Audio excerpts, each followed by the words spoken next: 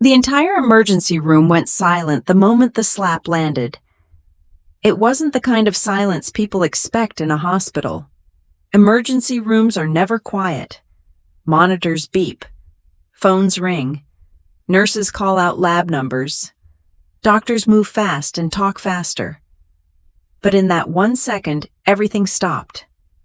A man in an expensive dark suit had just slapped a nurse, right in the middle of the ER. The nurse didn't step back. She didn't shout. She didn't even raise her hand. She just stood there. A thin line of blood appeared on her lower lip. 3 doctors froze near the nurse's station. A trauma tech holding a stretcher stopped halfway through the hallway. Even the paramedic who had just rolled in a patient paused long enough to stare. The man who had done it looked around as if he expected someone to apologize to him. His name was Graham Voss, and he was used to getting what he wanted. But the woman he had just slapped was not who he thought she was. Her name was Lieutenant Maren Calloway, and the worst decision Graham Voss had made that night was assuming she was just another hospital nurse. Riverside Memorial Medical Center sat just outside downtown Tacoma, Washington. It was a large regional hospital that handled everything from routine ER visits to serious trauma cases coming from Interstate 5.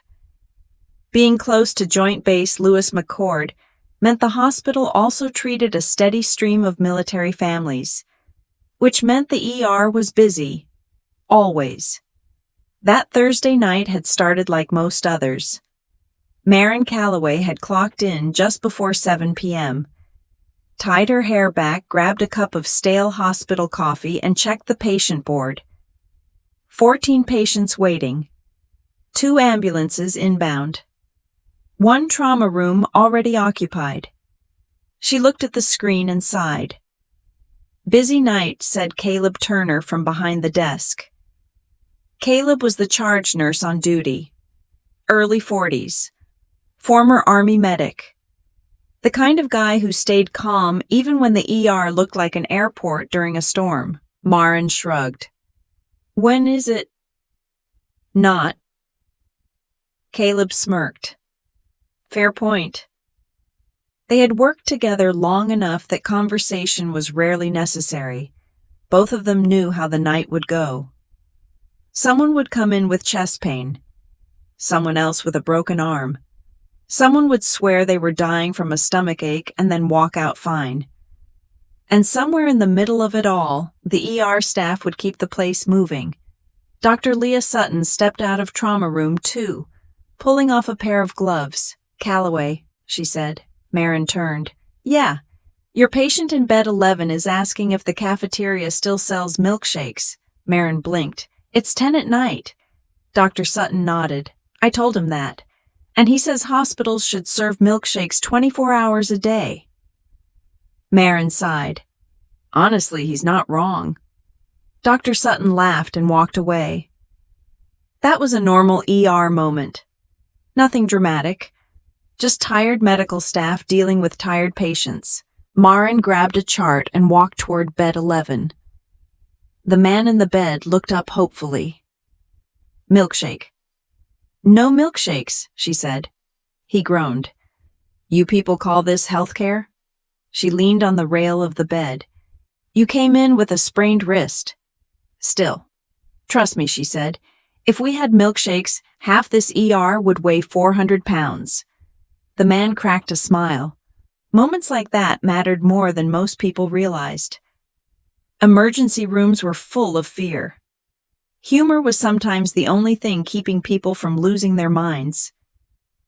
Maren moved on to the next patient. An hour passed. Then another. 2 more ambulances arrived. One was a teenager who had crashed his car into a guardrail. The other was a middle-aged man with chest pain that thankfully turned out to be severe acid reflux. By 10:30 p.m., the waiting room was full. Phones rang. Nurses moved between rooms. Dr. Sutton was halfway through dictating a report when the doors burst open again. A woman rushed in carrying a small child. The girl looked pale. Very pale. "Please help her," the woman said. Maren moved immediately. "What's her name, Nora?" "Nora Bell." "How old? 7?" The girl's breathing was shallow. Her skin looked gray. Maren guided them to a bed. "What happened?" "She's had stomach pain all day," the mother said. Then she started vomiting. Maren gently pressed the girl's abdomen. Nora cried out. "Doctor." Sutton stepped beside the bed. "Let's get vitals." Within seconds, the monitors were connected. Blood pressure low, heart rate high, temperature elevated. Dr. Sutton's expression changed. "Call surgery," she said quietly.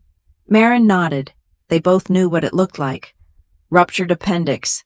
And judging by the vitals, infection was already spreading. Emergency severity index level 1, which meant the child in that bed might die if surgery didn't happen quickly. Maren leaned toward Nora. "Hey, kiddo," she said softly. "We're going to help you." Nora nodded weakly. Meanwhile, in another part of Tacoma, a black luxury SUV pulled into the hospital parking lot. The passenger door opened. A man stepped out carrying a boy. The boy had blood running down his forehead. The man moved quickly through the ER doors. "I need a doctor," he said loudly. The man at the front desk looked up. "Sir, we'll get someone right away." The boy groaned. "My head hurts." "It's okay," the man said. "We're getting help." Caleb approached them. "What happened?" "He fell off his scooter," the man said. "Hit the pavement." Caleb checked the boys. Pupils with a small flashlight. "Vitals look stable," he said. "There's blood everywhere," the man snapped. "It's a scalp cut," Caleb said calmly. "They bleed a lot." The man looked irritated. "My son needs a doctor." "And he'll get one," Caleb said. "What's your name, kid?" "Owen." "All right, Owen," Caleb said. "We'll take care of you." The man straightened his suit jacket. "My name is Graham Voss." Caleb nodded politely. "Okay." Voss seemed surprised that the name hadn't triggered recognition. "You know who I am?" "Not really," Caleb said. "I run Aegis Meridian Systems." "Still nothing." Caleb pointed to a chair. "Have a seat." "Well, bring him back shortly." Voss frowned. "My son isn't waiting." Caleb gestured toward the hallway. "We have a critical patient right now." "What kind of patient?" "A child." Voss's eyes narrowed. "My son is bleeding." "Your son is stable," Caleb said. Just then Maren walked up. "What's going on?" Caleb filled her in quickly. Maren crouched in front of Owen. "Hey, Owen." Maren." The boy looked nervous. "Am I okay?" "You're going to be fine," she said. "We just need to clean that cut." She stood. "We've got a level 1 back there," she told Caleb. Voss crossed his arms. "What does that mean?" "It means someone else needs the surgeon right now," Maren said. "And my son doesn't." "Your son will be treated," she said calmly, "after the other patient." Voss stared at her. "You're telling me my child waits.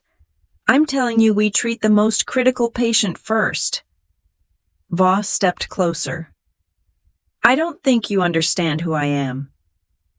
Maren didn't move. "I understand exactly what's happening," she said. "My son is bleeding." "Yes." "And you're refusing care." "No," she said. "I'm prioritizing care." He pointed down the hallway. "That patient can wait." "No," Maren said. The ER had gone quiet again. Even Owen looked uncomfortable. "Dad?" But Voss was focused entirely on Maren. "Get a doctor. They're already with the patient who needs them most. You work here to help people. And that's what I'm doing." Something in Voss snapped. He grabbed the front of Maren's scrubs. You don't get to decide that. And then he slapped her, hard. The sound echoed off the tile floor. Blood appeared on her lip. Nobody moved for 2 seconds. Then Caleb stepped forward. Sir. But Maren lifted a hand slightly. She wiped the blood from her lip. Then she looked directly at Voss. Her voice stayed calm. Treat the boy. Caleb blinked. Are you sure? Yes. Owen stared at her, confused, ashamed. Dr. Sutton appeared behind them. What happened? Nothing, Maren said. She turned and walked back toward Nora Bell's room, because the girl in that bed might not survive the night, and that mattered more. If you're watching this, and you think that decision was the right one, leave a comment below. And if you want more real stories about military medics, hospital nurses, and the moments that change lives inside emergency rooms, make sure you subscribe to the channel. Inside Nora's room, the monitors were still beeping rapidly. Dr. Sutton looked up. Surgery team's on the way. Maren nodded. Good. She checked Nora's IV line. The girl's mother stood beside the bed, gripping the rail. Is she going to be okay? Maren met her eyes. We're doing everything we can. Behind them, the ER slowly started moving again. But in another part of the hospital, Graham Voss was already making phone calls. Because men like him rarely believed consequences applied to them. What he didn't realize yet was that somewhere not far from Tacoma, inside a quiet office on Joint Base Lewis McChord, a United States Marine general was about to receive a phone call from a woman he hadn't heard from in years. The surgical doors swung open just as Maren tightened the IV line on Nora Bell's arm. Dr. Sutton stepped in beside the bed, already pulling on a fresh pair of gloves. The room smelled faintly of antiseptic and warmed plastic tubing, the familiar scent of a hospital fighting time. How's she holding? Sutton asked. Blood pressure's still low, Maren said, but it's not dropping anymore. Sutton nodded once. That's something. Nora's mother stood at the foot of the bed, gripping the metal rail so tightly her knuckles had turned pale. Her eyes moved constantly between the monitor and her daughter's face. Is she getting worse? The woman asked. Maren looked at the screen. Heart rate still high, temperature elevated, but stable for the moment. She's holding steady, Maren said. That's what we want right now. The mother nodded, though the fear didn't leave her face. Across the room, a surgical resident pushed through the doors. OR is ready, he said. Sutton exhaled. Good. Maren carefully adjusted the blanket around Nora's shoulders. Hey, Nora, she said softly. The girl blinked slowly. We're taking you to surgery now, okay? Nora nodded faintly. Will it hurt? Not while you're asleep, Maren said. Behind them, the surgical team began preparing the bed to move. Outside the room, the ER had already started moving again. But the tension was different now. Everyone in that department had seen what happened. No one said it out loud yet. Still, it hung in the air like the smell of burned coffee. Caleb stood at the nurse's station with a clipboard when Dr. Sutton walked out. You all right? He asked quietly. Sutton glanced down the hallway toward Nora's room. She's still critical. I meant Maren. Sutton looked toward the other hallway, where Maren had disappeared after giving the handoff to the surgical team. Caleb sighed. She told me to treat the kid. Sutton shook her head slowly. That sounds like her. Near bed 6, a tech finished cleaning dried blood from the floor tiles. Owen Voss sat on the exam table in a nearby room while a nurse cleaned the cut on his forehead. The boy winced. Sorry, the nurse said. Almost done. Graham Voss stood with his arms folded, pacing slowly. His anger had cooled into something else now. Annoyance. He looked around the room as if the hospital itself had personally offended him. "You're telling me we waited 20 minutes for this," he said. The nurse didn't answer. She just continued working. A small strip of gauze soaked red, and she replaced it with another. Owen looked toward the hallway. "Dad, what I think you shouldn't have hit her." Voss stopped pacing. "She disrespected me. She was helping the other kid. That's not the point." Owen lowered his eyes. The nurse carefully placed 3 stitches along the cut. "There," she said. "You'll have a scar, but it'll heal." Owen nodded. "Thanks." Voss pulled out his phone. "This place is unbelievable," he muttered. Across the EER, Caleb approached the administrator's office. Martin Ellery was already inside, staring at a monitor. "You've seen the report?" Caleb asked. Ellery nodded. "I've seen it." "And?" Ellery leaned back in his chair. "Do you know who that man is?" "Yes," Caleb said. "Then you understand the situation." Caleb crossed his arms. "The situation is a patient assaulted a nurse." Ellery looked uncomfortable. "He's a major donor." "That doesn't change the law." Ellery rubbed his temples. "We need to handle this carefully." Caleb didn't respond, because he had already heard the phrase, "handle this carefully," too many times in hospitals. It usually meant someone with money had caused a problem, and the institution wasn't sure if it wanted the truth or the donation. Back in the surgical corridor, Maren stood alone near a vending machine. She pressed a cold bottle of water against her lip. The swelling had already started. Footsteps approached. Dr. Sutton appeared beside her. "You okay?" Maren nodded. "I've had worse." Sutton studied the bruise forming along her jaw. "I'm serious." "I know." Sutton folded her arms. "You should file a police report." Maren took a slow drink of water. "Security already logged it." "That's not the same." "I know." Sutton waited. "Then why are you so calm about it?" Maren shrugged slightly.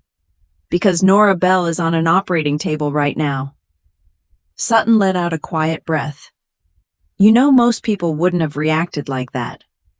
Most people don't work in ERs. You didn't even yell." "I was busy." Sutton gave a small laugh. "Yeah, you were." Down the hallway, the double doors opened, and the surgical team wheeled Nora's bed past them. The girl was already drifting under anesthesia.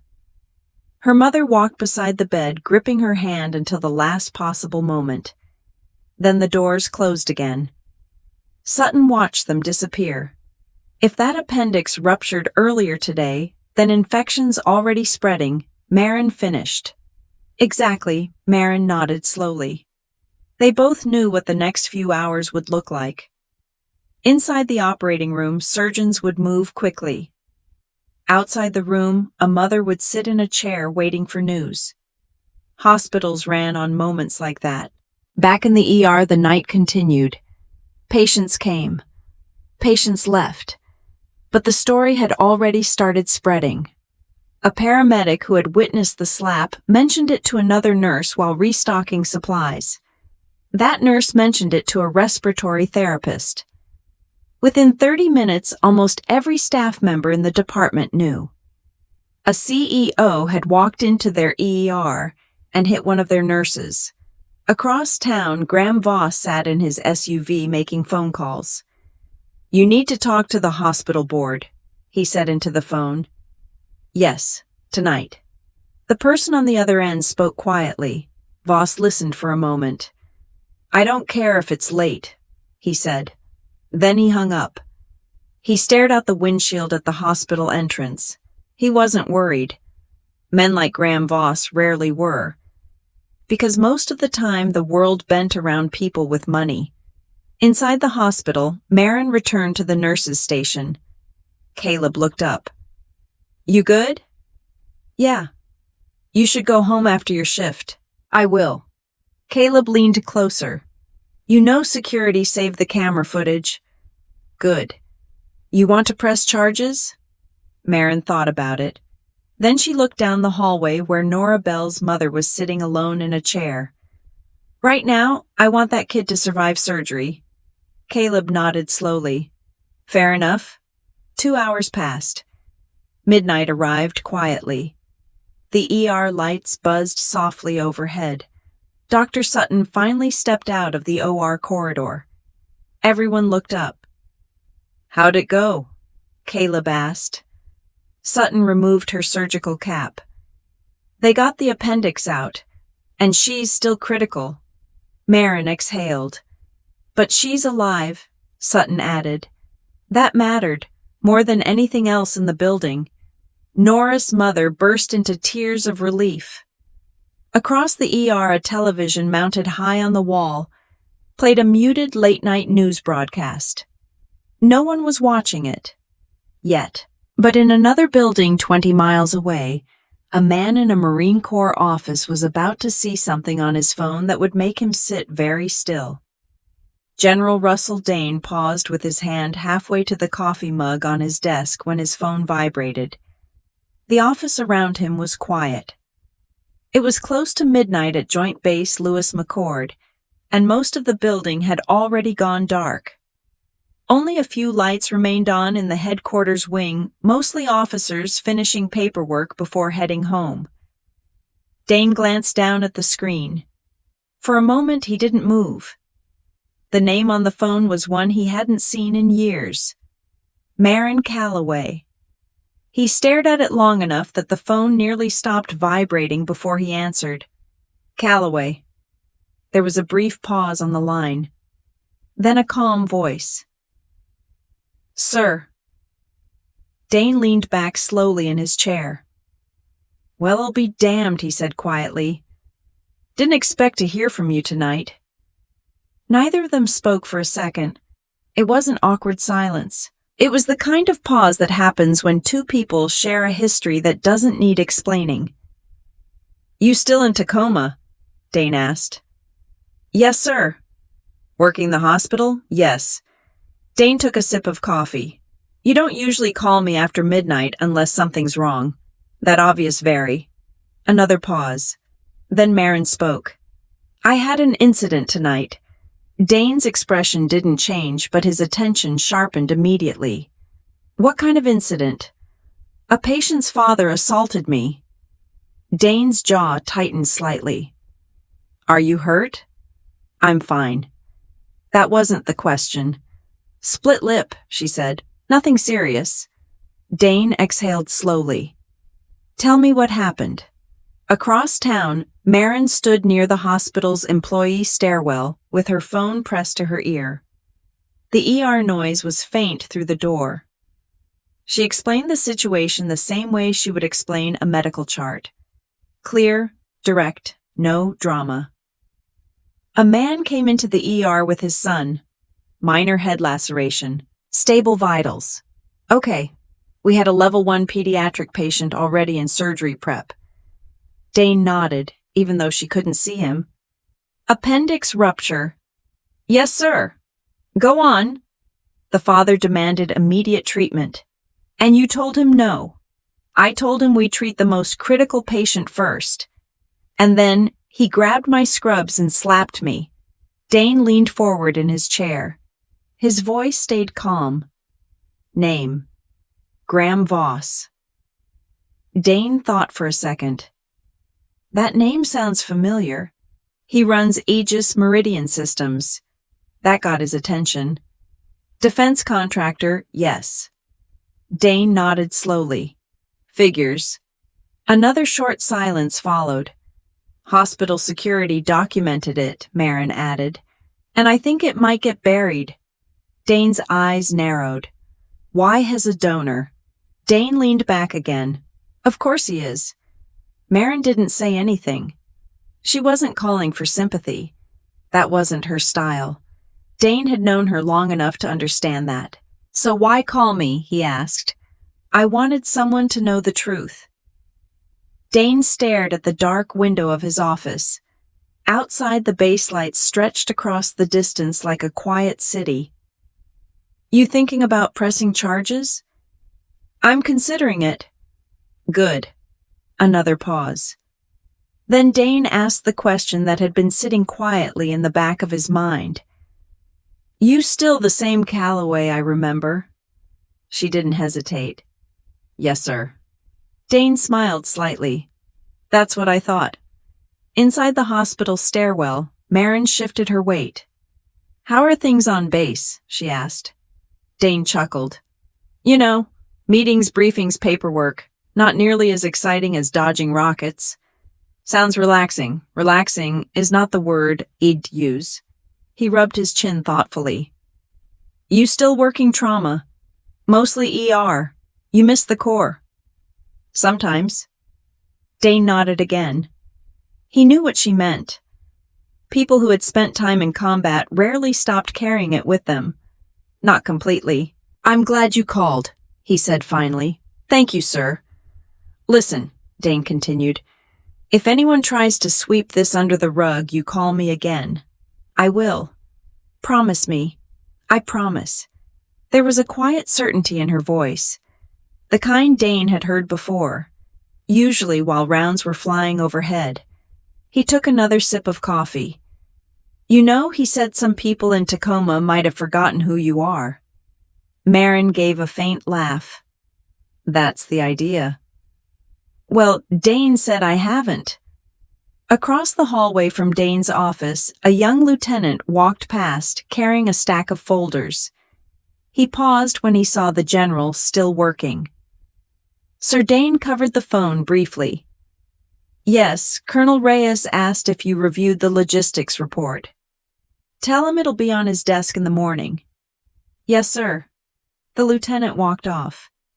Dane uncovered the phone. You still there? Yes, sir. You on shift tonight? Yes. Long one. 12 hours. Dane checked the time. You got about 6 left. Something like that. He thought about the story she had just told him. A CEO walking into an ER and hitting a nurse. The kind of thing that made headlines when it surfaced. Assuming it surfaced. You said the hospital recorded it, he asked. Yes. Camera footage? Yes. Dane nodded. That helps. Maren didn't respond. She was watching a nurse push a medication cart down the hallway through the small window in the stairwell door. Normal hospital life continuing, exactly as it always did. Calloway Dane said quietly. Yes, sir. You saved my life once.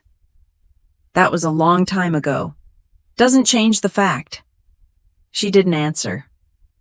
3 of us walked out of Fallujah because of you, Dane continued. I was doing my job. You ran into a burning Humvee. I had a fire extinguisher. Dane laughed under his breath. Only you would say that like it was a casual errand. Maren smiled slightly. You were the one who insisted on driving through that alley. That alley looked safe. It wasn't. Fair point. The memory hung there for a moment. Neither of them needed to describe it in detail.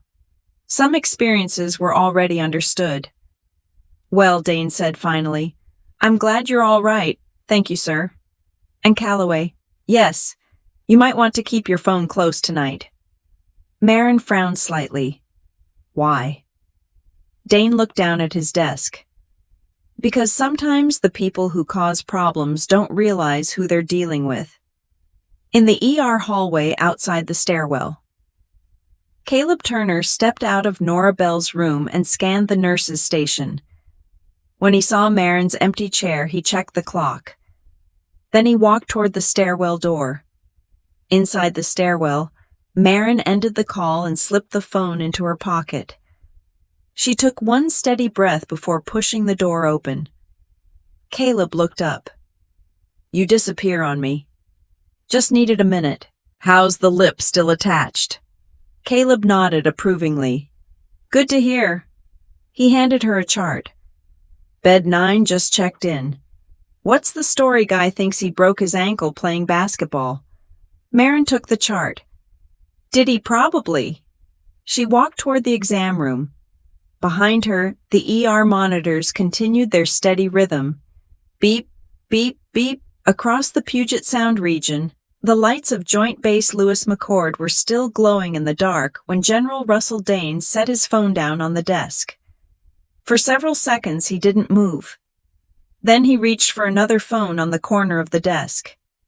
He scrolled through the contacts list until he found a name. Victor Salazar. Dane pressed the call button. The phone rang twice before Salazar answered. Russell Salazar said groggily, "You know it's after midnight, right?" "Yes." "So this better be important." Dane leaned back in his chair. "It is." "What's going on?" Dane stared out the office window toward the distant lights of Tacoma. "You remember a corpsman named Maren Calloway?" There was a short pause. Then Salazar's voice sharpened immediately.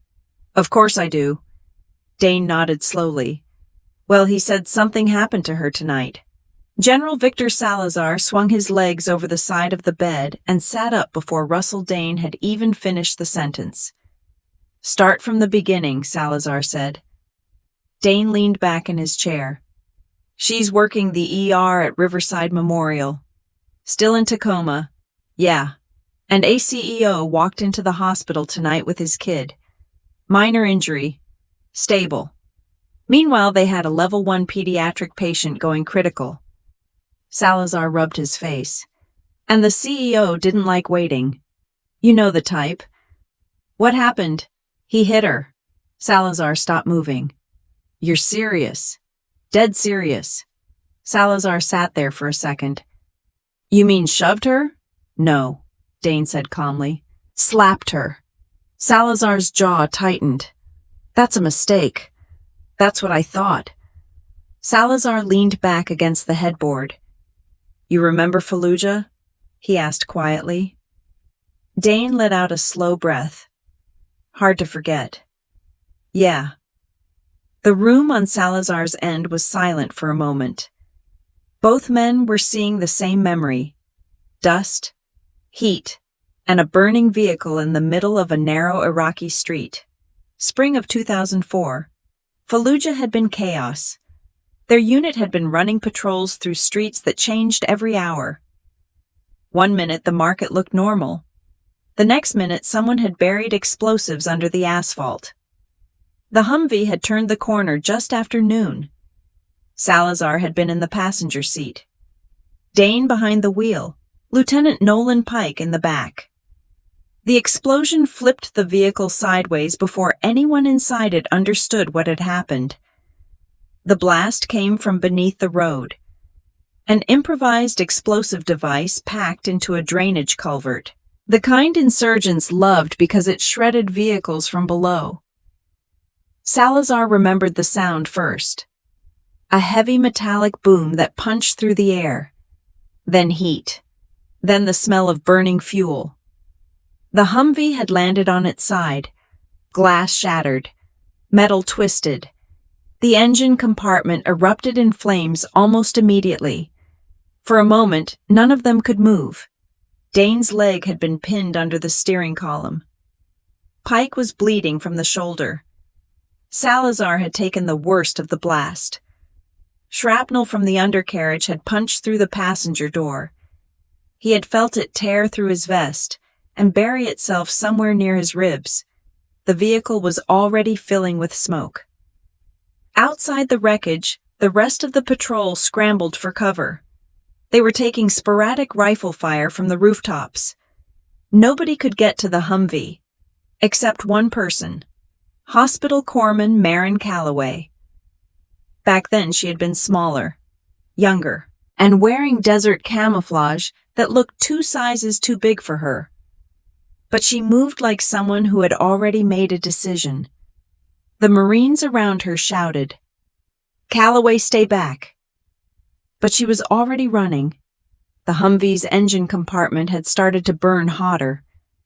Fuel dripped onto the pavement beneath the vehicle. Anyone looking at that wreck could see the obvious problem. It was going to explode. Calloway ignored the shouting. She grabbed a fire extinguisher from the back of another vehicle and sprinted across the street.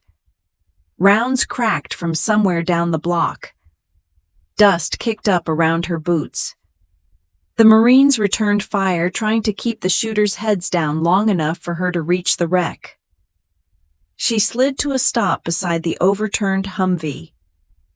"Lieutenant," she shouted. Inside the vehicle, Salazar tried to respond, but the smoke filled his lungs. Calloway crouched beside the door. "Can you move?" No, Dane said through clenched teeth, legs pinned. Calloway sprayed the extinguisher into the engine compartment. White foam exploded across the flames. It bought them seconds. Not minutes. Seconds. She climbed halfway inside the wreckage. The interior was scorching hot. "Pike," she shouted. "I'm here," Pike groaned from the back. "Can you move? Shoulders hit? Stay with me." Calloway grabbed Pike first. She pulled him out through the shattered rear door. Two Marines dragged him across the pavement toward cover. Calloway turned immediately back to the front seat. The fire was starting again. Dane was still trapped. Calloway reached for the steering column. "Your leg," she said. "Yeah, going to hurt. Just do it." She braced her boot against the twisted metal and shoved.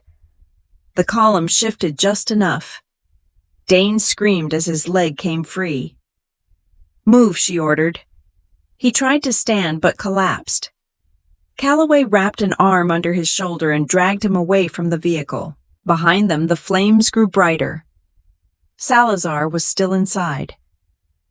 Calloway turned back again. One of the Marines grabbed her arm. "It's going to blow. Hez still in there." "Calloway," she didn't listen. She dove back into the wreck. The interior was filled with thick black smoke now. Salazar could barely see. Then he felt someone grab his vest. "Lieutenant," she said, coughing. "You're bleeding." "No kidding." "Can you breathe?" "Mostly." She sliced open the side of his vest with a small trauma knife. Blood soaked the fabric. Shrapnel had entered just below the ribs. Calloway pressed gauze against the wound. "Stay awake." "I'm trying." She pulled him free of the seat. The flames flared again. The Marines outside were shouting. 30 seconds, Calloway dragged Salazar out through the door. Two Marines grabbed him and pulled him across the street. The moment Calloway cleared the vehicle, the Humvee exploded. The blast knocked everyone flat. For several seconds, all Salazar could hear was ringing in his ears. When the smoke cleared, Calloway was already kneeling beside him. Tourniquet, pressure bandage, morphine. She moved through the procedures like someone reading a checklist she knew by heart. "Stay with me," she told him. "I'm right here." Salazar remembered looking up at her through the dust and thinking one simple thing. This corpsman had just saved 3 officers in less than 5 minutes. The medevac helicopter arrived 20 minutes later. By then, Calloway had stabilized all 3 of them. Dane with the crushed leg, Pike with the shattered shoulder, Salazar with shrapnel lodged near his lung. When the helicopter lifted off, Calloway stayed behind with the patrol. She didn't even watch it leave. She just grabbed another medical bag and checked the rest of the Marines for injuries. Years later, when Russell Dane pinned the Silver Star medal to her uniform during a ceremony on base, she looked almost embarrassed by the attention. "You ran into a burning vehicle under fire," Dane had told her. Calloway shrugged. "Someone had to." Back in the present, Salazar sat in the dim light of his bedroom, remembering that exact moment. "You still there?" Dane asked over the phone. "Yeah," Salazar said quietly. "I remember. You remember what she did. I remember that if she hadn't moved when she did, none of us would be alive." "That's correct." Salazar swung his feet onto the floor and stood up. "So a CEO walked into her ER and hit her. That's the situation." Salazar walked toward the window. "What's the hospital doing about it? Still figuring that out?" "And the police?" Not sure yet. Salazar stared out into the dark. The memory of the burning Humvee was still sharp in his mind. Russell, he said slowly. Yes. That man picked the wrong nurse. Dane nodded. That's what I'm thinking. Salazar rubbed the back of his neck. You talked to Pike yet? Not yet. You should. I will. Because if Pike hears about this later and realizes we didn't do anything... Dane smiled faintly. Oh, I know. Across Tacoma, the emergency room continued operating under bright fluorescent lights. Maren Calloway walked into bed 9 carrying a chart. The patient looked up nervously. You the ankle lady? That's me. He pointed at his swollen foot.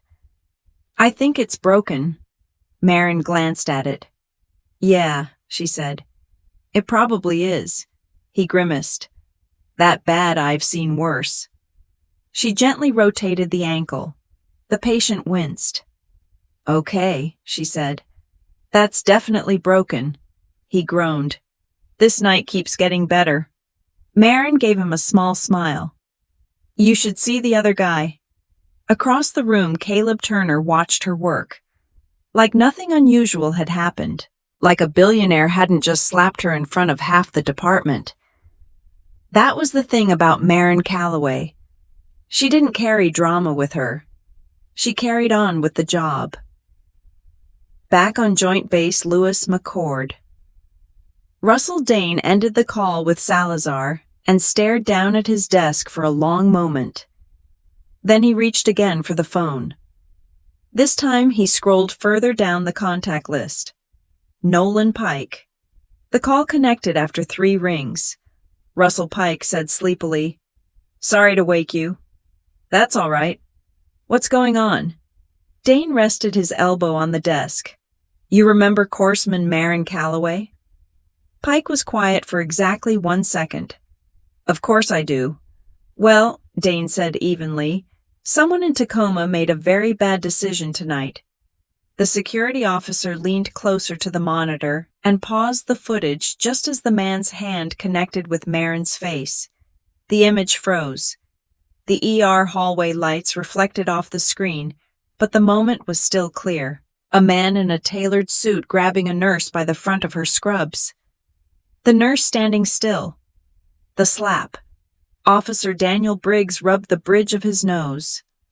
Well, he muttered to himself, that's going to be a problem. Behind him, the small security office hummed with the quiet buzz of equipment. Riverside Memorial's camera system recorded every hallway entrance and nurses' station in the hospital. Most of the time, those cameras caught routine things. Visitors wandering into the wrong hallway. Patients arguing about wait times. Occasionally, someone trying to sneak a cigarette outside the emergency exit. What they rarely caught was something like this. Briggs rewound the clip again.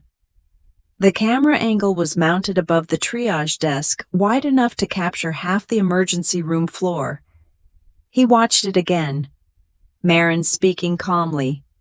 The man getting closer. The grab. Then the slap. Briggs leaned back in his chair.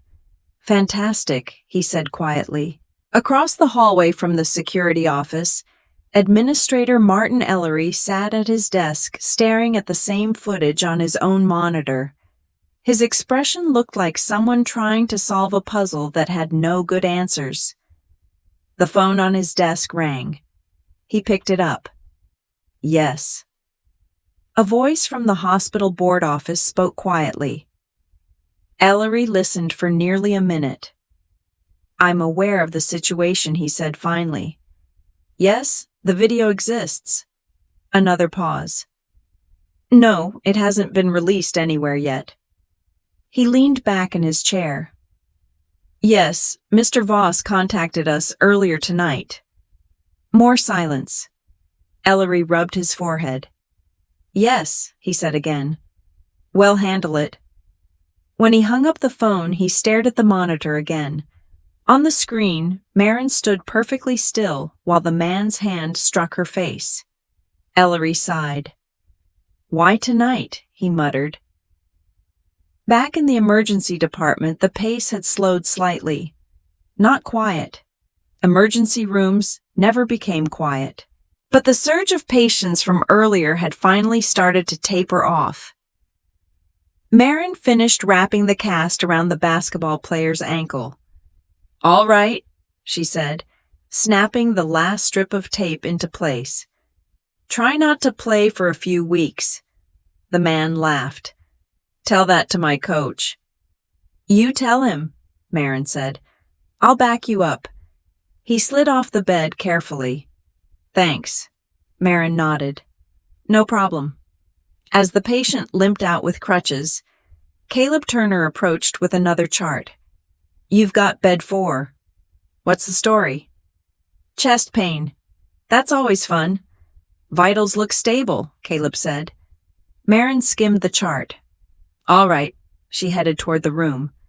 Behind her, Caleb leaned against the nurse's station, watching her go. Dr. Sutton stepped beside him. "She still hasn't mentioned it," Sutton said quietly. Caleb shook his head.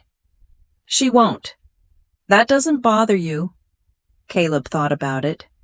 "A little." "Shouldn't it bother her?" "It probably does." Sutton folded her arms. But Maren has a habit of dealing with things after the job's done." Sutton glanced toward the hallway where Maren disappeared into bed 4. Where did she learn that Caleb shrugged? Military, maybe. In bed 4, the patient sat upright, clutching his chest. Maren pulled up a stool.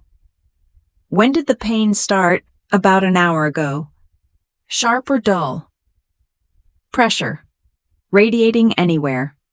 "My left arm." Maren nodded. "All right."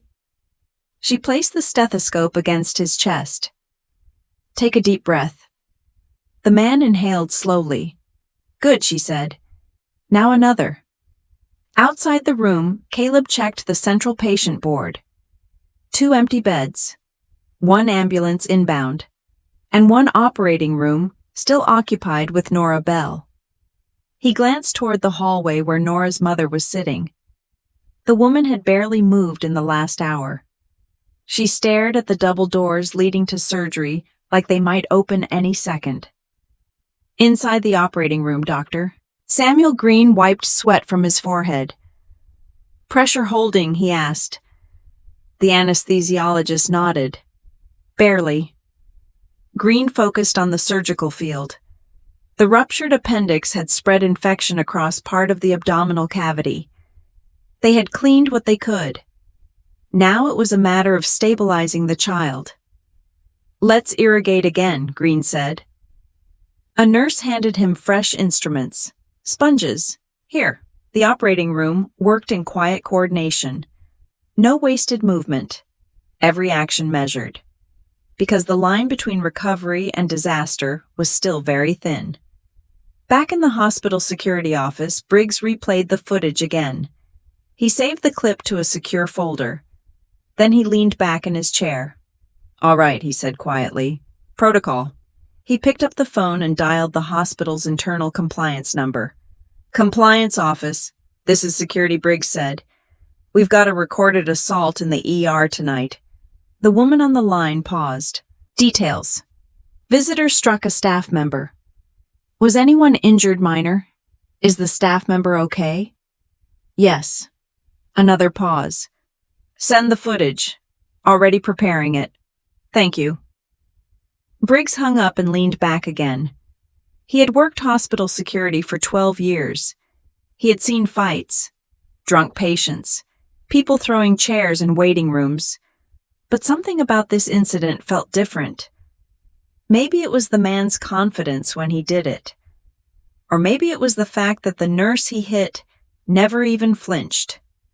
Across town, Graham Voss sat in his home office scrolling through emails on a large monitor. A glass of expensive bourbon rested on the desk beside him.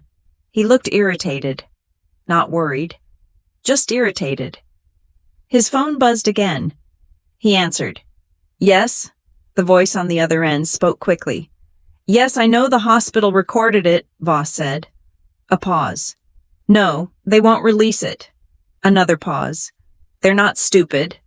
He leaned back in his chair. I've supported that hospital for years. He listened again. Exactly. Then he hung up.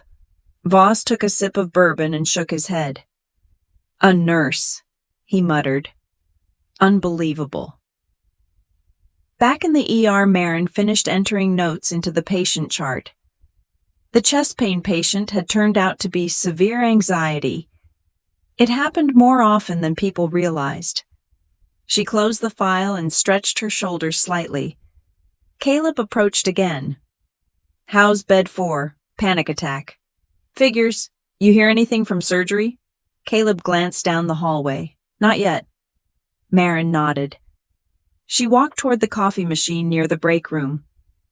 The machine made a grinding noise as it dispensed a cup. The coffee looked terrible. It always did. She took a sip anyway. At the nurse's station, a young intern scrolled through her phone absent-mindedly. Suddenly her eyes widened. Wait, she said. What? The intern turned the phone toward Caleb. You guys see this? On the screen was a short video clip. Caleb leaned closer. The image showed the ER triage area. The same angle as the security camera. The same moment. The slap. Caleb stared at it. Where did you get that? Someone posted it in a private staff group chat. Caleb's expression hardened. That video wasn't supposed to leave security. The intern swallowed.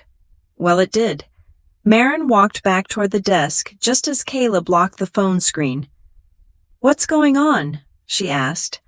Caleb looked at her. Nothing yet.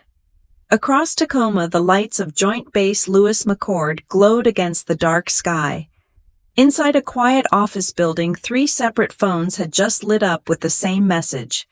A video clip, 20 seconds long, showing a hospital hallway, a nurse, and a man in a suit. Russell Dane stared at the screen. Victor Salazar stared at the screen. Nolan Pike stared at the screen. None of them said anything, but all 3 men recognized the woman in the video immediately. Russell Dane watched the video one more time before setting the phone down on his desk. The clip was only 20 seconds long, but it didn't need to be longer. The camera angle showed the triage desk clearly. A man in a suit stepping forward, a nurse standing her ground. Then the sudden movement of his hand. The moment froze in Dane's mind even after the screen went dark. Across the base in another building, Victor Salazar leaned forward at his kitchen table staring at the exact same clip on his phone. And 20 miles away in Gig Harbor, Nolan Pike had paused halfway through pouring a glass of water when the video arrived. 3 different houses, 3 different phones, 1 identical reaction. Silence. Salazar broke it first. His phone buzzed with Dane's name again. Salazar answered immediately. I saw it, he said. Dane's voice came through calm and steady. Figured you would. Where did the video come from? Hospital security originally, Dane said. But someone leaked it. Salazar shook his head slowly. Not surprised. Neither am I. Salazar replayed the clip again, his jaw tightening slightly. You see the way she stands there? Yeah. She doesn't move. That's Calloway, Dane said. Across Puget Sound, Nolan Pike's phone buzzed with a group call request. He accepted it and set the phone on speaker. Evening, gentlemen, Pike said. Morning, technically, Salazar replied. You both saw the video, Dane added. Yes, Pike said. For a moment, none of them spoke. It wasn't shock, it was recognition. Pike finally broke the silence. That man has no idea who he hit. Salazar leaned back in his chair. That's putting it mildly. Dane rubbed his chin thoughtfully. You remember the convoy route outside Fallujah, he said. The one near the old market. Pike laughed softly.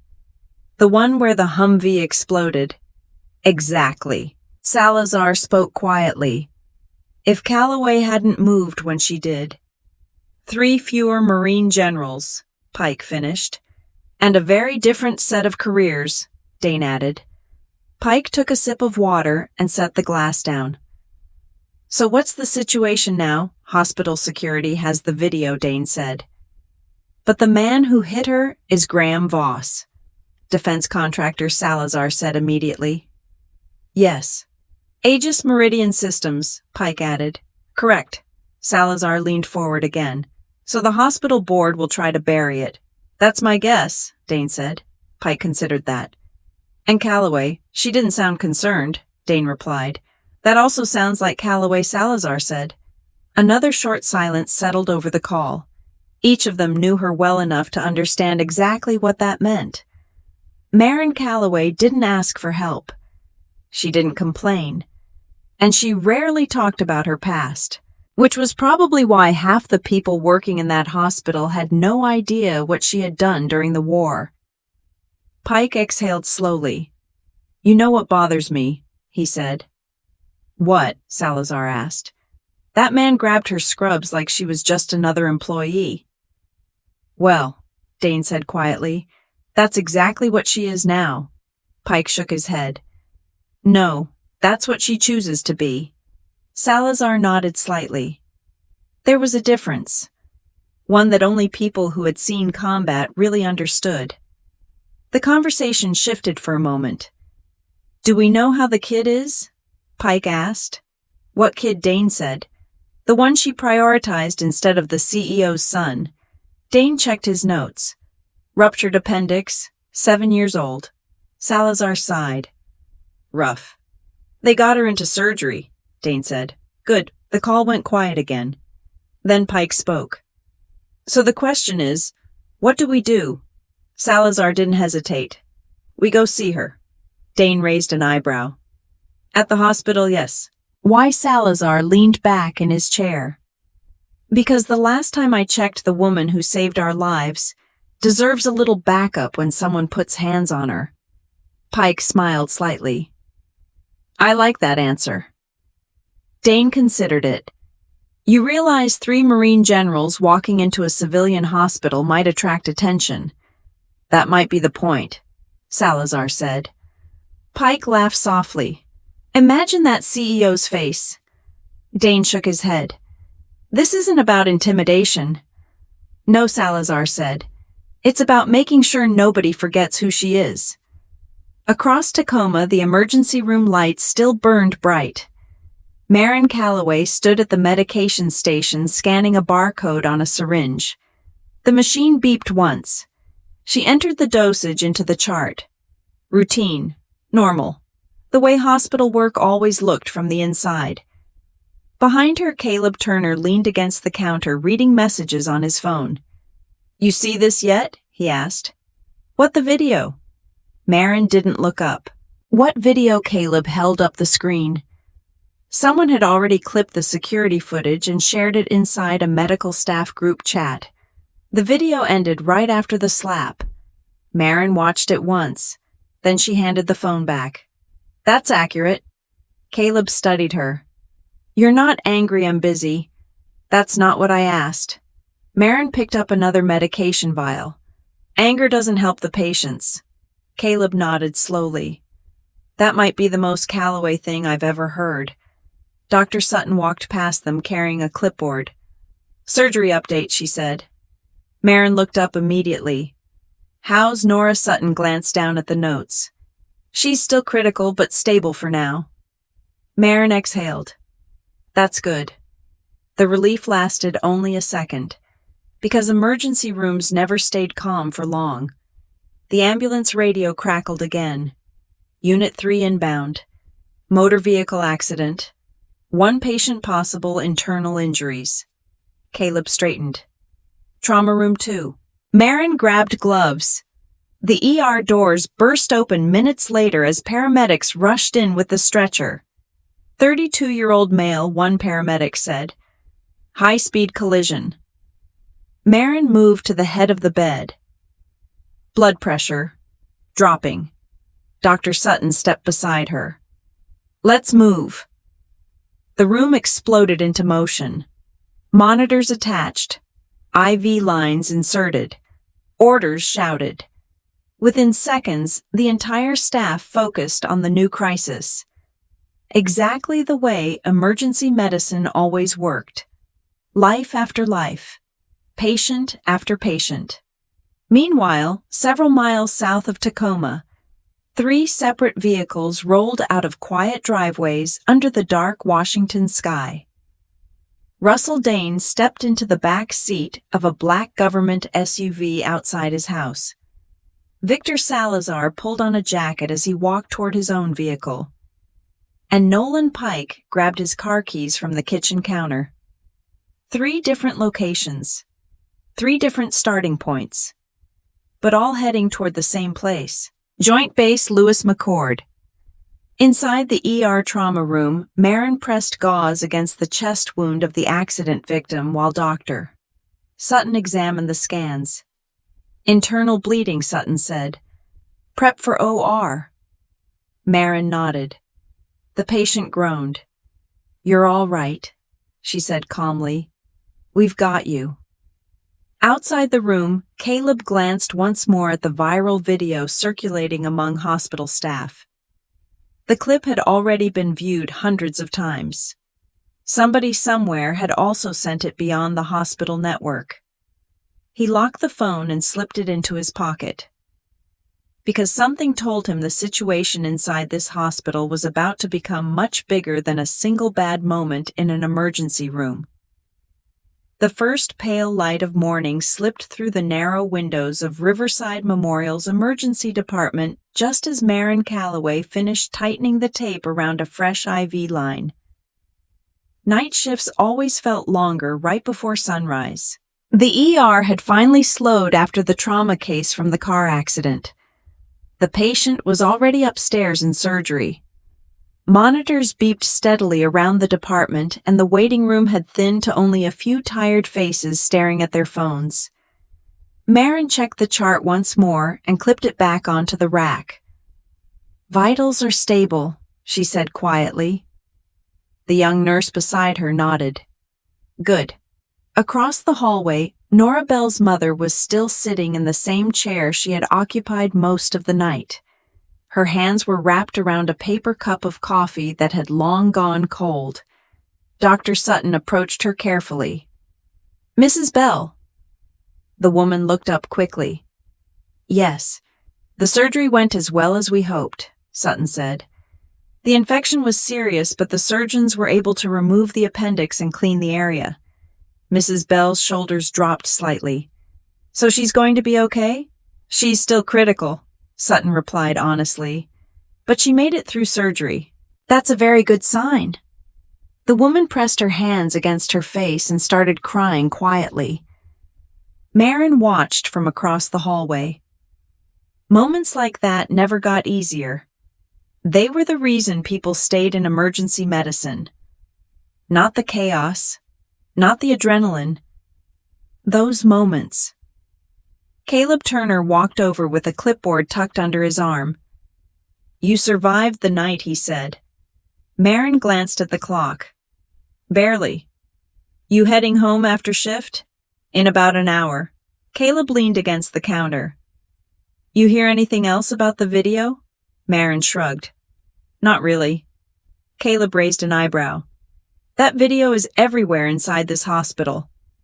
That doesn't surprise me. You don't seem worried. I'm tired, Maren said. That's the dominant emotion right now.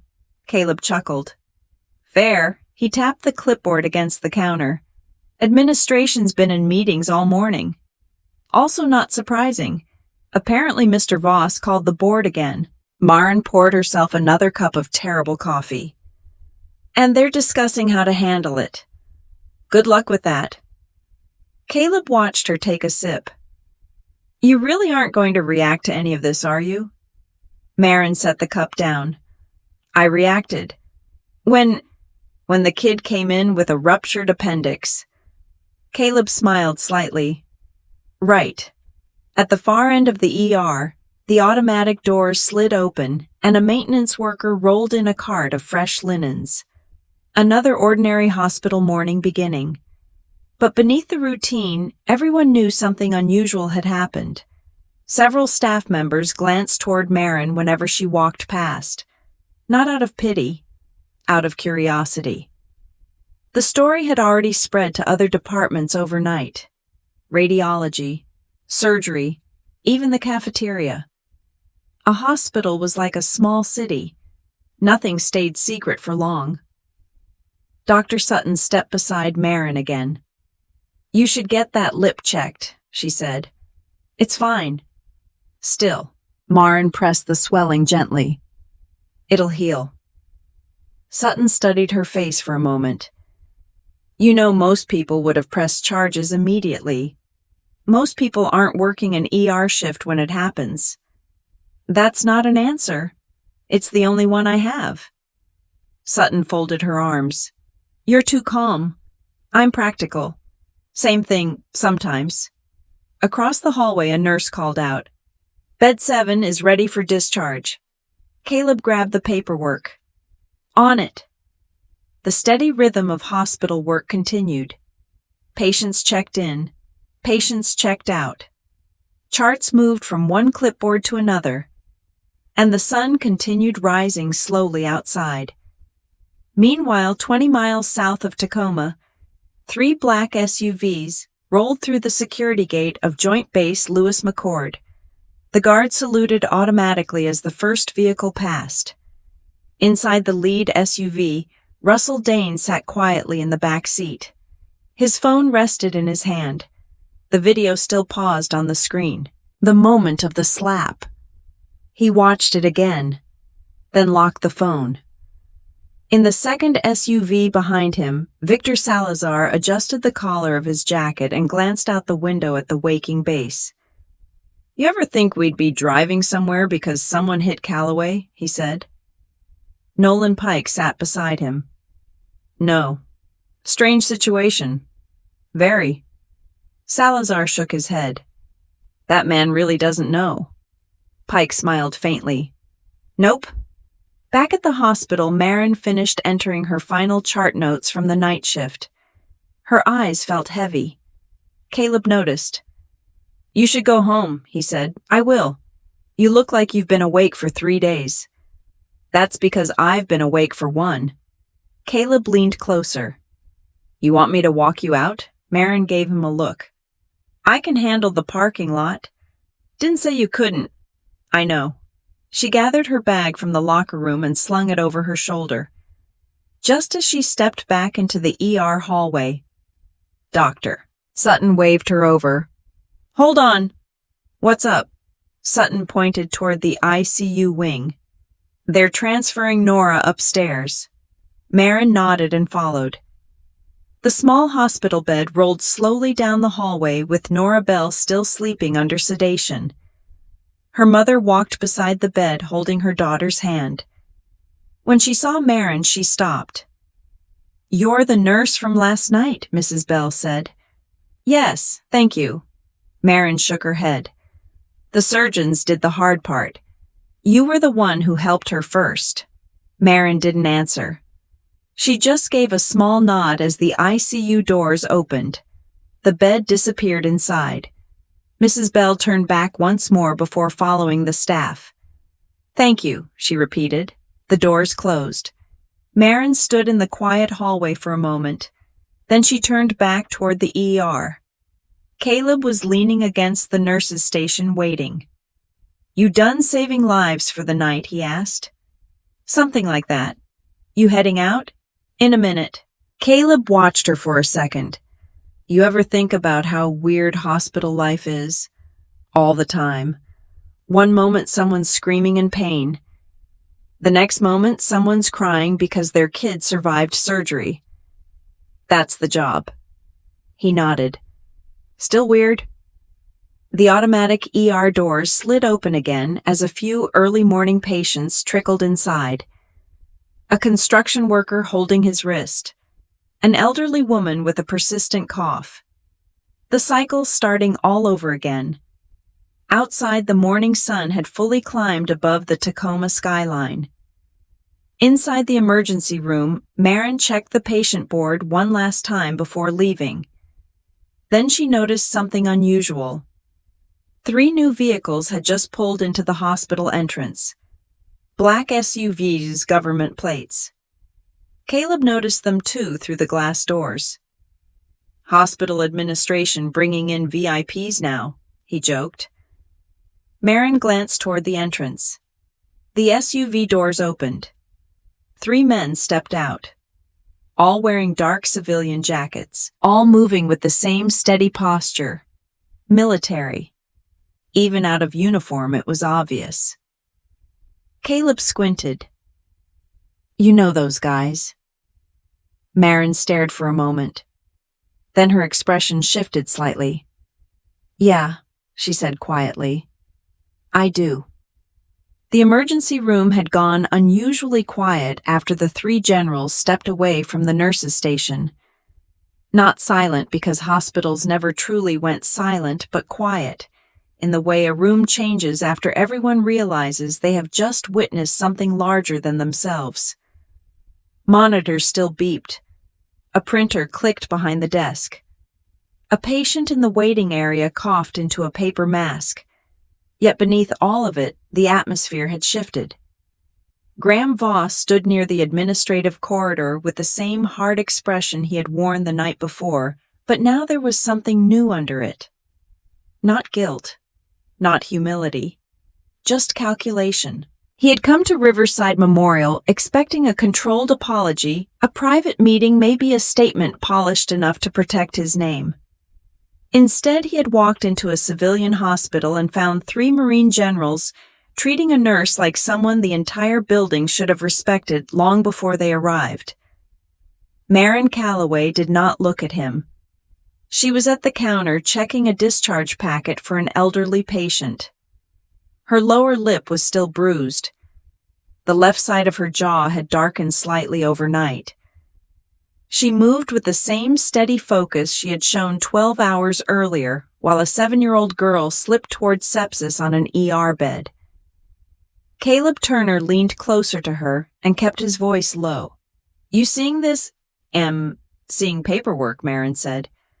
I mean the fact that 3 generals are standing 10 feet away from the board chair. Maren signed the last page and clipped it into the packet. Hard to miss. At the far end of the hallway, Administrator Martin Ellery stepped out of a conference room with 2 members of the hospital board and stopped the moment he saw Russell Dane, Victor Salazar, and Nolan Pike waiting near the glass wall. Ellery's expression shifted through surprise, discomfort, and sudden caution. Russell Dane did not raise his voice. He did not need to. We understand there is video footage of last night's assault, he said. Ellery swallowed.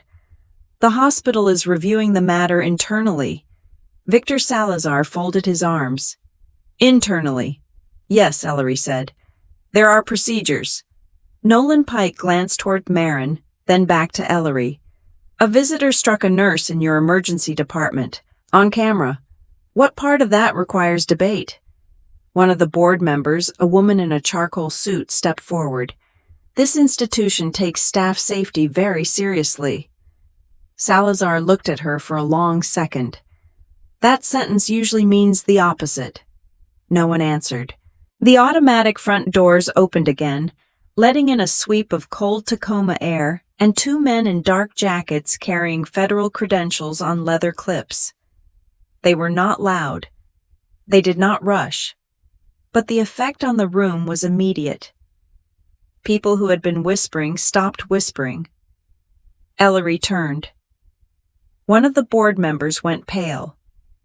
The taller of the 2 men approached the desk first. Special Agent Thomas Weller, he said. Defense Criminal Investigative Service. This is Special Agent Lena Ortiz. Caleb blinked. That was fast. Ortiz gave him a brief glance. We've had an active interest in Aegis Meridian systems for several weeks. Graham Voss took 1 step forward. There must be some mistake. Agent Weller turned to face him. Mr. Voss, there may be several. We're here to sort through them. Maren looked up. Weller held up a hand. No one is under arrest at this moment. We are not here to disrupt patient care.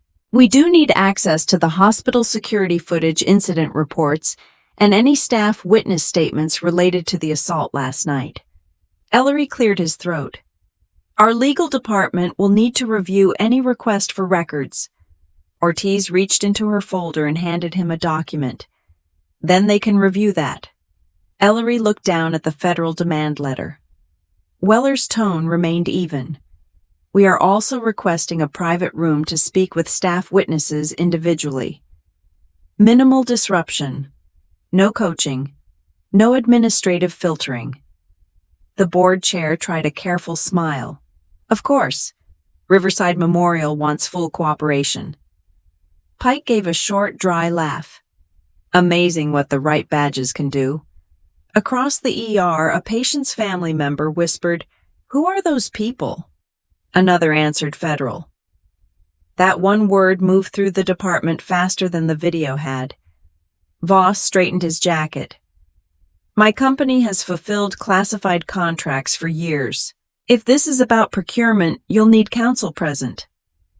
Ortiz looked at him without blinking. It is about several things, Mr. Voss. One of them is whether a defense contractor CEO assaulted a hospital employee while already under federal review. Weller added, that tends to broaden interest. Maren handed off her last chart and walked toward the nurse's station. Weller noticed the bruise on her lip immediately. Lieutenant Calloway, she paused. I go by Maren here. Weller nodded once. Understood. Ms. Calloway, when patient care allows, we'd like a statement. Fine. In the administrative wing, the hospital legal advisor arrived carrying a tablet. He began speaking to Ellery in a tense whisper. The board chair tried to pull Graham Voss away from the public hallway, but Voss resisted with the brittle confidence of someone who still believed money could outlast evidence. It might have on a different day, but not this one. Because within the hour, the investigators had reviewed enough public-facing material to know that Aegis Meridian Systems was already drawing attention for irregular subcontracting patterns tied to logistics packages routed through shell vendors near Puget Sound. Missing inventory flags.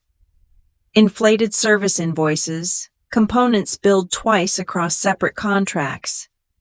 Just the kind of quiet financial smoke that usually means a fire is being hidden by people in expensive offices.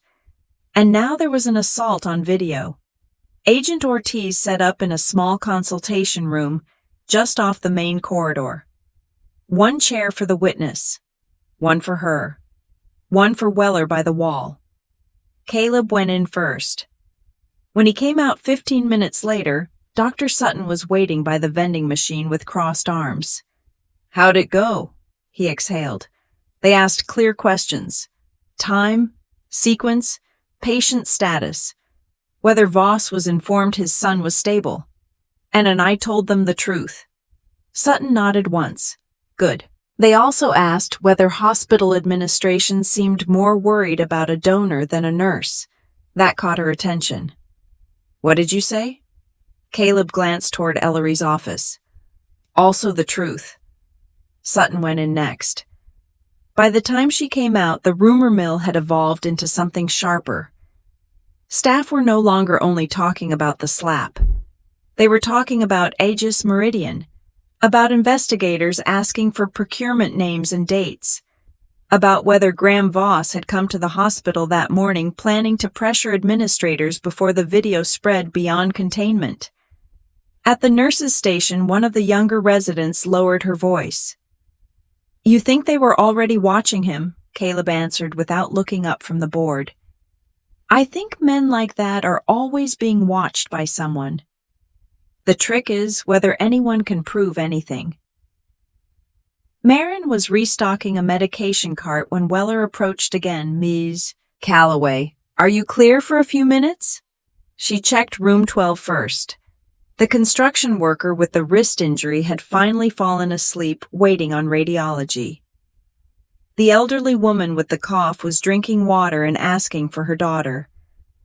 Nora Bell was upstairs in the ICU, still critical, but more stable than she had been 6 hours earlier. Maren looked back at Weller. "I've got 10. Inside the consultation room, she sat with the same straight-backed posture she carried everywhere. Weller began simply. "Please describe the sequence from the moment Mr. Voss entered the emergency department." Maren did. She did not embellish. She did not dramatize. She gave times as precisely as she could, patient conditions, staffing positions, exact wording when she remembered it, and the reason Owen Voss had not been taken ahead of Nora Bell. Ortiz asked, "Did Mr. Voss identify himself by title?" "Yes." "Did that affect triage?" "No." "Did he seem accustomed to that title affecting outcomes?" Maren thought about the question. "Yes." Weller wrote that down. "Did anyone from hospital administration speak to you after the assault?" "Not immediately." "Did anyone discourage you from filing a police report?" "No one used those words." Ortiz leaned forward slightly. "What words did they use?" Maren's eyes stayed on the table for a moment. Then she said, "They said they wanted to handle it carefully." Weller and Ortiz exchanged a look. Outside the room, Graham Voss was on his phone again, voice tight, walking fast in a narrow circle near the elevator bank. He stopped when he saw one of the investigators step into the hall with a second federal agent who had just arrived carrying a hard case and a laptop. This one introduced himself at the desk as a forensic auditor. Caleb watched the exchange and murmured, "That can't be good." Pike, still standing nearby with Salazar, answered quietly. For a man like Voss, the forensic auditor went straight with Weller and hospital legal staff toward a private office where purchasing records, donor communications, and visitor logs could be reviewed. Voss tried one last time to reassert control. "You do not have authority to search my company through a hospital incident." Weller stopped walking and turned back. "No, Mr. Voss. The hospital incident does not give us authority. It gives us urgency." That line traveled through the hallway almost instantly. Maren stepped out of the consultation room a minute later and returned to the floor just as a paramedic crew rolled in a middle-aged man with a possible stroke. The hospital snapped back into motion. Sutton called for a bay. Caleb cleared traffic. A monitor alarm sounded from room 8. Maren moved without hesitation, pulling gloves as she walked. That was the thing the investigators noticed most about her. Not the bruise, not the military history the generals quietly confirmed when asked. It was the way she returned to patient care the second the interview ended, as if the federal government, a defense contractor, hospital politics, and 3 Marine generals had all become background noise compared to one more human body arriving in crisis. Ortiz stood near the wall and watched Maren check the new patient's pupils under bright ER lights. Then she looked toward Weller and said quietly, "Now I understand why they came." Weller followed her gaze to the 3 generals waiting near the glass, to the board members pretending they had never hesitated, and to Graham Voss standing alone for the first time that morning, phone in hand, confidence wearing thinner by the minute there. The emergency room looked almost peaceful compared to the chaos of the previous day. Morning sunlight filtered through the tall glass panels near the entrance of Riverside Memorial Medical Center, painting long pale rectangles across the polished tile floor. The overnight surge of patients had thinned. A few people sat quietly in the waiting area, scrolling through their phones. A television mounted in the corner played muted morning news, while a closed caption bar crawled slowly across the bottom of the screen. Monitors still beeped. Phones still rang. But the frantic rhythm that had filled the department the night before had settled into the steady pace that hospital staff understood as normal. Maren Calloway stepped through the automatic doors just before 7 in the evening. Her shift started in 15 minutes. She carried the same black canvas bag she had brought every night for the last 3 years. Her hair was pulled back. The faint bruise on her lip had turned darker overnight, but it had stopped swelling. If someone didn't know what had happened, they might have assumed she had simply bumped into a cabinet door. She walked past the reception desk and nodded to the security officer on duty.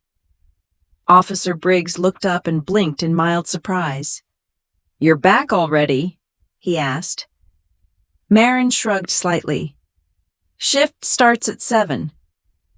Briggs leaned back in his chair. Most people would take a couple days off after everything. She kept walking. "Most people don't work ER," she said. Inside the staff hallway, the familiar sounds of the department wrapped around her like background noise she had long ago learned to ignore. A printer spat out patient labels near the nurses' station. Someone laughed in the break room. A rolling medication cart rattled over the threshold between 2 sections of tile. Caleb Turner looked up from the patient board, just as Maren stepped into the nurses' station. For a moment, he didn't say anything. Then he shook his head slowly. "You're unbelievable." "Good evening to you too," she replied. Caleb folded his arms. "You realize half the hospital thought you wouldn't come back tonight. Why wouldn't I?" He gestured vaguely toward the hallway. Federal investigators. 3 Marine generals. The hospital board practically hiding under conference tables. Maren set her bag down beside the locker room door. "Busy day," she said. Caleb stared at her for a second longer before letting out a quiet laugh. "That might be the most understated sentence I've ever heard." Dr. Leah Sutton stepped out of Trauma Room 2 pulling on a fresh pair of gloves when she saw Maren. "Well, look who decided to show up." Maren nodded. "Evening." Sutton glanced at the bruise on her lip. "That looks worse. It looks colorful. Did you see a doctor? I work in a hospital." "That's not an answer. It healed." Sutton studied her expression for a moment before giving a small, approving nod. "You're ridiculous," she said. "Probably." At the far end of the nurses' station, a younger nurse whispered to another staff member. "That's her." Maren pretended not to hear. Hospitals were full of whispered stories. Most of them faded within a week. Caleb turned back to the patient board and tapped the screen. "All right, hero. We've got 14 patients waiting 2 ambulances inbound and 1 possible appendicitis in bed 11. Maren tied her hair tighter and reached for a pair of gloves. "Sounds like a normal night." Across town, the late evening traffic rolled slowly through Tacoma's downtown streets.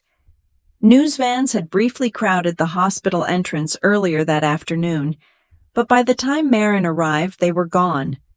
The story had already begun moving somewhere else. Federal investigators from the Defense Criminal Investigative Service had spent most of the morning reviewing procurement records connected to Aegis Meridian systems. By mid-afternoon, a sealed request for additional documentation had been filed in federal court. Inside a quiet conference room at Joint Base Lewis McChord, Russell Dane sat across from Victor Salazar and Nolan Pike, watching the afternoon news replay the viral video again. The clip lasted only 20 seconds. The slap.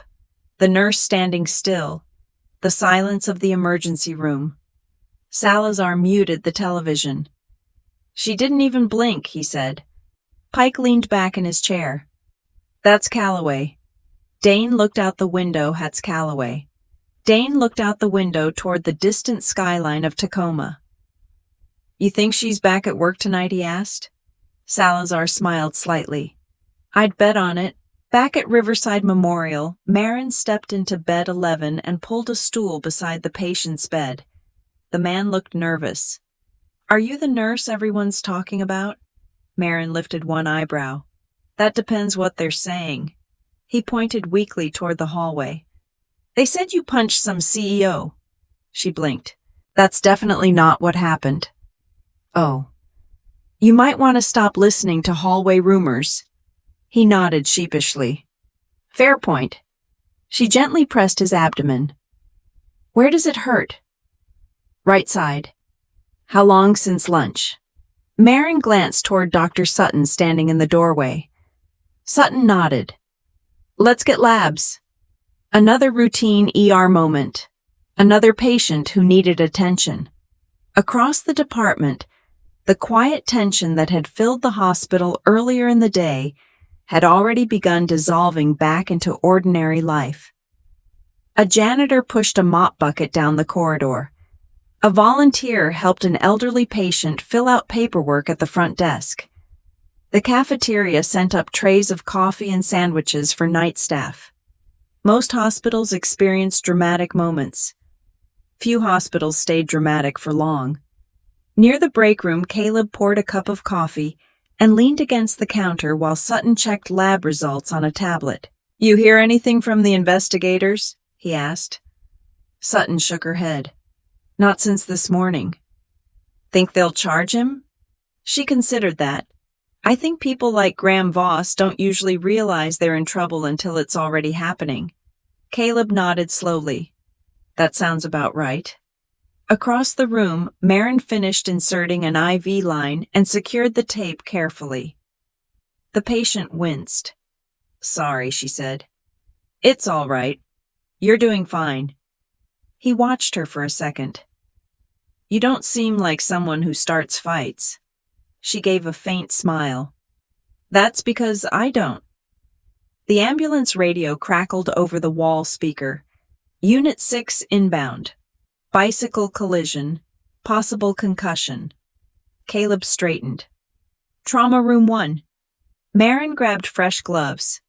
Within minutes, the ER doors burst open and paramedics rolled a teenage boy through the hallway. 16-year-old male, one paramedic said quickly. Hit by a car while crossing the street. Maren moved to the head of the bed. Pupils equal, she said, after checking the boy's eyes. Dr. Sutton stepped beside her. Let's get a CT scan ready.